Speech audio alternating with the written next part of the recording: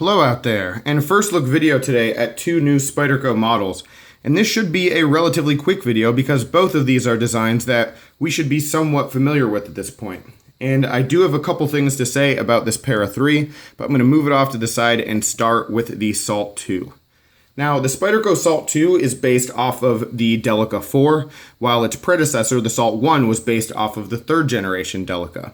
So all of the upgrades that we see versus the Salt 1 here are the same that you noticed on the Delica 4. Some really nice good grip on the FRN, improved handle shape, and then also a nice 4-position pocket clip versus the old 2-position clip, which honestly I didn't really think was a very good clip. So definitely a big upgrade here. But when you're looking at these scales, you can see they are exactly the same as the Delica 4, except for the fact that it says Salt 2 right here. I mean, this is something that's very familiar to us, which makes for a lot of confidence when it comes to purchasing the knife, which I'll get back to in just a second. Moving up to the blade, we have H1 steel versus the typical VG10 that you see on a Delica. And the H1, I know there's a lot of people who prefer VG10 in use versus H1, but I can't really make that claim. You know, I can say that H1 has been just fine for me in all the EDC tasks I needed to use it for. And I really like that added corrosion resistance. So, you know, I don't have enough experience with it versus VG10 to really say one performs that much better than the other.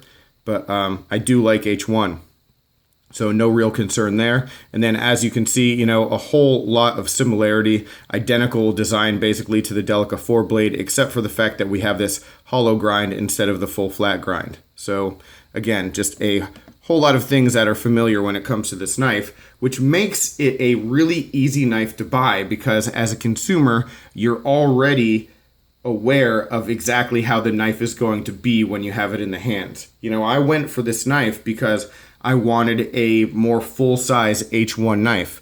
I was recently at the beach for a few days and I had my Salt Dragonfly and my Salt Man Bug, and I kept thinking it would be nice if I had a Salt knife that filled the hand a little bit better, and if I had a knife that I could just carry the entire time and not have to swap out, because when I got back from the beach every day, I was changing out my knife and just going with like what my typical EDC was, not a Salt knife. And so I just kept thinking, man, if I'm ever in this kind of environment again, it would be really nice to just have one knife that's dedicated to the whole trip and not have to worry about anything else. And that's where this comes into play, and having the confidence to say, man, I already know how ergonomic this knife is going to be. I know exactly how it's going to feel out of the box. I know how it's going to carry because I've had a Delica before. That is a pretty cool thing to be able to do as a consumer, to have that feeling, you know, and know that there's that level of reliability when it comes to what the product is. So pretty neat job of marketing this by Spyderco and of designing this just like the Delica, not similar to it, but just like it. All right, and unfortunately, I don't have a Delica to compare it to because I actually sold that one in order to get this. I sold my Warney Delica, and it just went with this because I thought, like I said, the versatility of the H1 would be really helpful for my EDC. One other really cool thing that the similarities and the identical aspect of the scales provides is that it gives you the opportunity to swap the scales out if you want, which would be a pretty cool thing if you wanted a Delica with yellow scales, or if you have, like, let's say a Delica with blue ones, you could swap them out and put the blue ones on this H1 version and basically customize it your own way. Also, there are a ton of custom scales out there for the Delica that would fit this knife as well. So like I said, you can really just modify this and make it your own. So pretty cool aspect there as well. One other thing that is just, I don't know, something that sort of jumped out at me, let's say. I'm just really attracted to the grind line here. Not really sure why. I really like the look of it. I, for some reason, always thought something was missing in the Delica 4 blade, and I just really like the way that grind line looks. So I think it adds just a level of a visual appeal, at least for me, to the knife that the Delica didn't have. And overall, yeah, I'm just really happy with having this knife as part of my EDC. So yeah, wanted to share it with you and some of the things, especially regarding the scales, that you might think about when you're going to purchase this knife. Also, not a lot of markup when it comes to the price of this one, $74. So Not really too much more than what some of the Delica fours go for in a number of places. Maybe a few extra bucks, but no big price gouging, so it's definitely affordable. And you'll have a pretty darn good knife on your hands.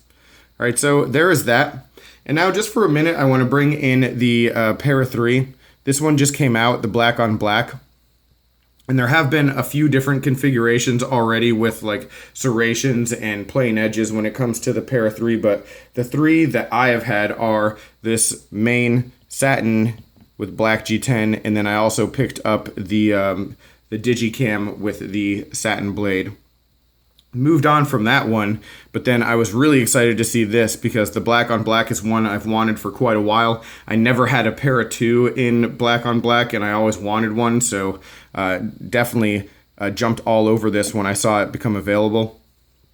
Now, that said, my big concern, and the one thing that I was, mentioning when it came to the Para 3, I talked about it when I did a first look video for the Digicam version, was that this knife and that Digicam version were just stiff out of the box. It's just pretty stiff.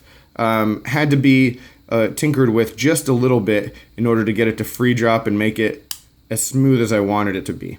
Otherwise, no real complaints with the Para 3.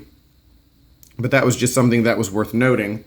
And with this knife, in addition to being really, really attractive and just me really liking every aspect of it, especially all the black hardware, this is probably, and I just hit the mat with it. This is probably the smoothest compression lock I've ever had. Right out of the box. Silky smooth. The action on it is much improved. And I mean, this just free drops with perfect lockup. Like no compression lock I've ever had. I mean, the only one that's been close to this smooth right out of the box was the Paramilitary 2 in S110V. That knife was silky smooth, and this one, I mean, probably better. So definitely like right up there with that. The smoothest compression lock I've ever had out of the box. And, that's definitely saying something. And I don't know if it's just the specific Para 3 that I got or the Para 3s that I was getting previously. But definitely something to be worth noting when it comes to the action. And something that hopefully we'll continue to see because there are a whole lot more Para 3 versions on the way. So wanted to share that with you as well. All right, but really happy with this one and adding this one to my EDC. And then, of course, having this for all those special circumstances, especially with all the Florida humidity that we'll have and a lot of rain this summer and other trips to saltwater or swampy environments where I live. All right, so that's really all I got. Not sure if there's any need for any more follow-ups, but I'll definitely be using these knives a whole lot in the future, so anything comes up, I will do a follow-up. As far as follow-ups go, one last quick note. I am going to have a video sometime next week, probably, of just a ton of different follow-ups. Probably like 6 to 10 knives that, I have little notes with, things that I want to follow up on from previous videos that I just never got around to doing, and none of them are worth a full video, so I'm just going to put it all into one and have just a quick bunch of updates, so that should be a fun one. Stay tuned for that, but I will talk with you soon.